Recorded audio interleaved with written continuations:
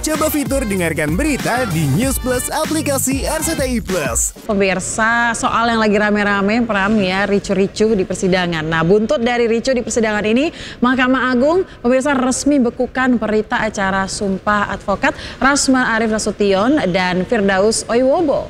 Ya, pemirsa, keputusan ini otomatis membuat keduanya tidak lagi dapat menjalankan praktik sebagai pengacara di pengadilan.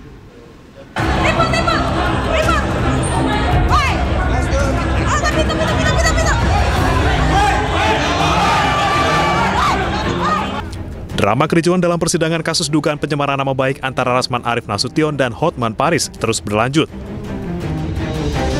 Mahkamah Agung telah membekukan berita acara Sumpah Advokat Rasman Arif Nasution dan M. Firdaus Oiwobo.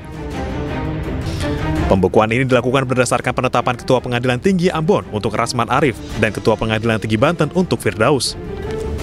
Mahkamah Agung menyebut putusan ini diambil demi menjaga wibawa pengadilan. Untuk menegakkan marwah dan wibawa pengadilan, maka berita acara Sumpah Advokat atas nama Saudara Rasman Arif Nasution dan Saudara M. Firdaus Oiwobo dinyatakan dibekukan oleh Ketua Pengadilan Tinggi ya, yang melakukan penyumpahan. Rasman dinilai telah menjadi pemantik kegaduhan yang terjadi di PN Jakarta Utara. Dengan dibekukannya Sumpah Advokat, maka Rasman dan Firdaus tidak bisa lagi menjalankan praktik sebagai pengacara di pengadilan. Mahkamah Agung menegaskan, keputusan pembukuan Sumpah Advokat ini merupakan langkah tegas dalam menjaga integritas dan ketertiban di lingkungan peradilan. Dari Jakarta, Wenda Nura, iNews melaporkan. Ya, ini sempat ramai di viral di media sosial ya, sampai-sampai ada namanya kuasa hukum sampai naik ke atas meja. Ini bukan lagi di ruang atau ranah pengadilan, tapi kayak dihukum rimba seperti itu. Iya, lagi-lagi seperti yang dikatakan tadi dari pihak Mahkamah Agung bahwa kita harus menghargai gitu ya kewibawaan dari persidangan itu sendiri. Jadi memang proses hukum juga kita harus ya berjalan dengan seapanya ya, kita harus ikuti itu dia gitu loh. Jangan mendahulukan emosi semata yang akhir ujung-ujungnya dua pekerjaan ini harus dibekukan.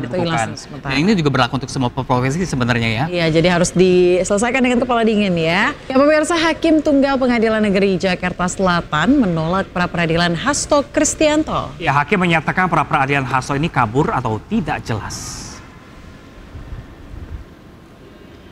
Ya pemirsa, dalam amar putusannya, Hakim Tunggal Juyamto menyatakan permohonan pra-peradilan Hasto tidak dapat diterima.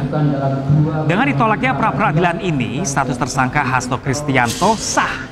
Sementara itu, kuasa hukum Hasto Kristianto, Todung Mulya Lubis, mengatakan penetapan tersangka Hasto itu tidak sah, sebab kasus Harun Masiku sudah inkrah.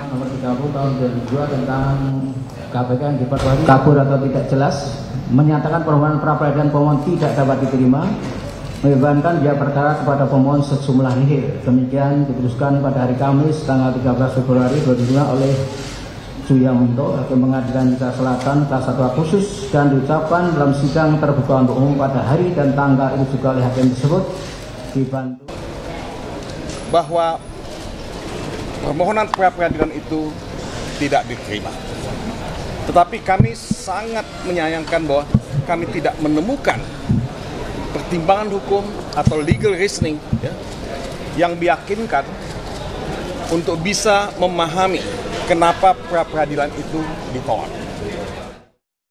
Sementara itu pemirsa, ini KPK juga mengapresiasi keputusan Pengadilan Negeri Jakarta Selatan yang menolak permohonan pra-peradilan Hasto Kristianto. Ya, KPK menegaskan proses penyidikan kasus suap Hasto akan terus berjalan dan tersangka akan kembali dipanggil. Untuk rencana pemanggilan, bila penyidik sudah menganggap seluruh saksi dan seluruh alat bukti dalam rangka pemenuhan unsur perkara tersebut telah terpenuhi, maka Saudara HK tentunya akan dipanggil sebagai tersangka nanti. Masih terkait dengan pengadilan pemirsa, di mana Pengadilan Tinggi Jakarta ini memperberat vonis Harvey Muiz dalam kasus korupsi timah menjadi 20 tahun penjara. Ya pemirsa, selain itu denda yang harus dibayarkan Harvey juga dinaikkan jadi 210 miliar menjadi 420 miliar rupiah.